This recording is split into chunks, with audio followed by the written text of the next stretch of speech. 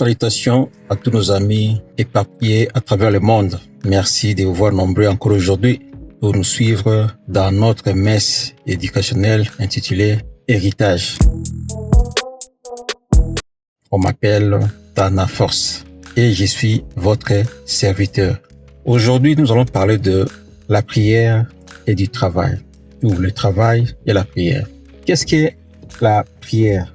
Je prends une définition simplifiée de la prière.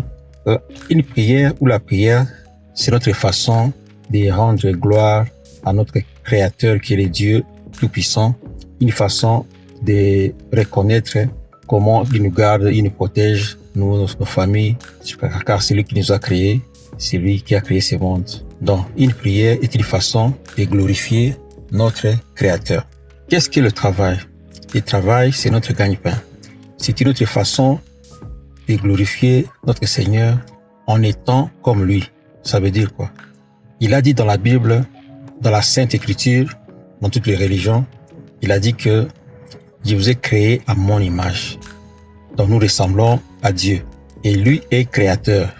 Donc il a créé, il est créateur, c'est un travailleur. Parce qu'on a dit que il a créé ce monde pendant 6 jours et le 7e jour il s'est reposé. Donc c'est un créateur, c'est un travailleur. Comme il nous a créés à son image, nous devons être créateurs et travailleurs. Alors, ensemble, développons un raisonnement par comparaison. Prenons les pays du Nord, le Canada, en Amérique du Nord, nous avons le Canada, les États-Unis, là où je suis pour le moment, pays d'Europe, France, Belgique, Allemagne, j'en passe. En Asie, la Chine, le Japon.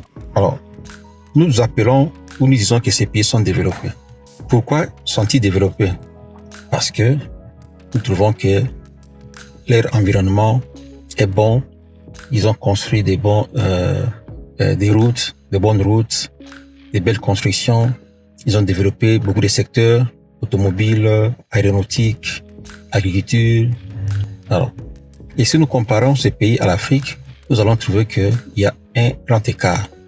Alors, la question que nous devons nous poser par notre raisonnement en comparant ces continents-là, la question est la suivante. Est-ce que ces pays-là se sont développés seulement par la prière? La réponse est non. Ces pays-là se sont développés par le travail, qui est une façon aussi de glorifier notre Seigneur. Alors, pourquoi nous, en Afrique, nous sommes seulement limités à la prière et avons oublié le travail? Nous pensons que la seule façon de glorifier le Seigneur, c'est la prière. Non. Nous pouvons glorifier le Seigneur par le travail. Parce qu'il lui-même était un travailleur. Il nous a montré dans la Sainte Écriture que c'est un travailleur, c'est un créateur. Nous souffrons parce que nous ne voulons pas créer, nous ne voulons pas travailler. Nous pensons que sur la prière, quand on prie toute la journée, ça va résoudre le problème de la faim, ça va résoudre le problème. Ce n'est pas ça. Nous devons changer de façon de voir les choses. Nous devons changer de paradigme. Parce que tout le monde qui se trouve en Afrique, entre nous, soit dit, à partir des hauts placés jusqu'en bas, s'ils ont des moyens, ils envoient leurs enfants ou leurs familles vivre en Europe, en Amérique et en Asie. Pourquoi? Parce que ces pays-là sont des pays développés. Et pourquoi ils sont développés? Parce qu'ils travaillent beaucoup. Disons, je me rappelle quand je travaillais ici dans les industries, chaque fois avant de travailler, il y avait un temps de prière. Par exemple, 10 minutes de prière avant de commencer le travail. Un peu de sport pendant 5 minutes et vous entrez. Et là, vous pouvez travailler pendant 8 à 10 heures, même 12 heures.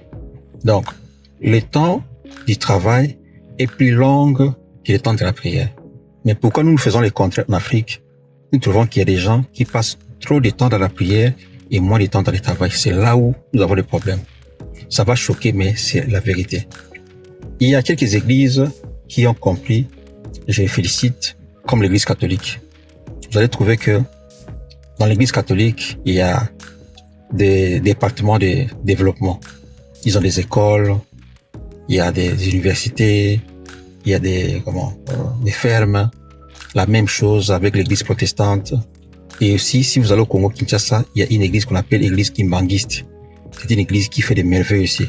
Je dis merci à ces églises-là et félicitations pour ce que vous êtes en train de faire. Ils sont en train de contribuer au développement de nos pays. Partout où vous allez, si vous voyez ces églises-là, ils sont en train de contribuer. Ce que je demande, respect à tous nos pasteurs, respect à tous nos hommes de Dieu. Je pense qu'il faut emboîter les pas. L'église doit être un centre, un lieu, à part la prière, pour développer les gens.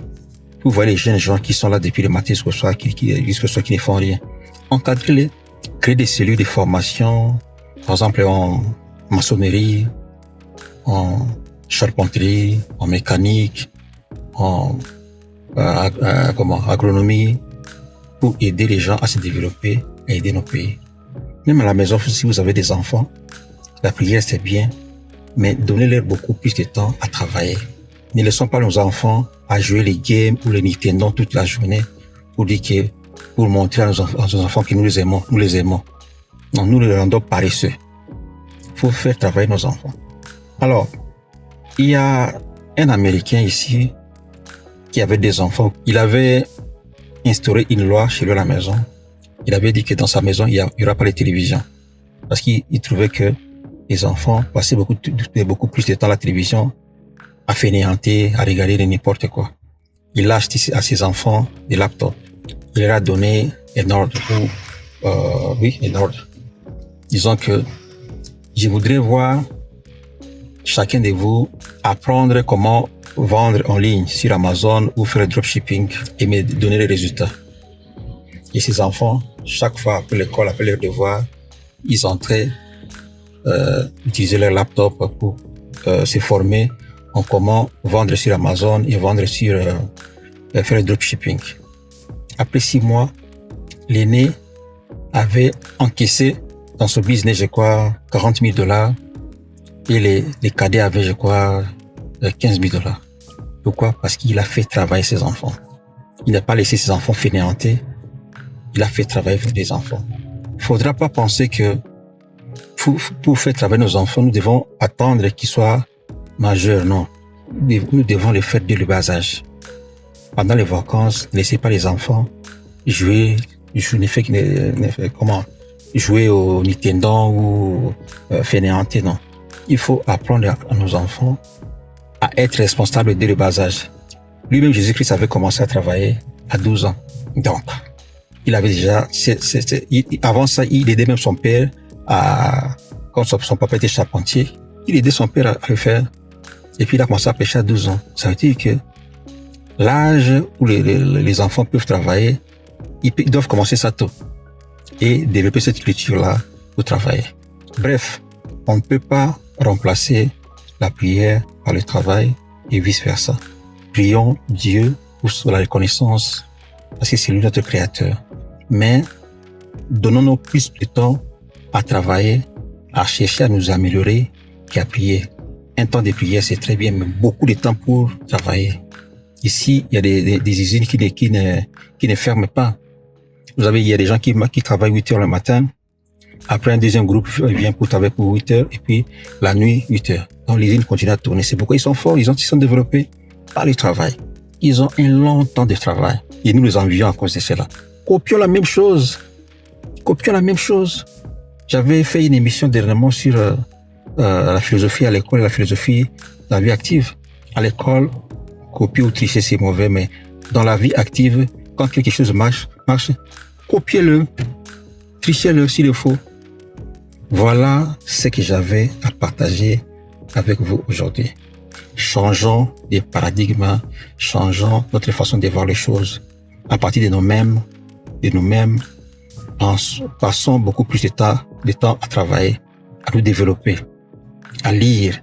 Faisons des choses qui sont difficiles à faire, mais qui nous poussent à aller de l'avant. La lecture, les séminaires, l'échange des idées avec les gens qui veulent réfléchir comme nous. Les mentors, les gens qui ont réussi quelque part et qui peuvent nous transmettre leurs connaissances à une autre génération. On m'appelle Dana Force. Je suis votre serviteur. Abonnez-vous massivement, partagez, likez. Bye bye, à la prochaine.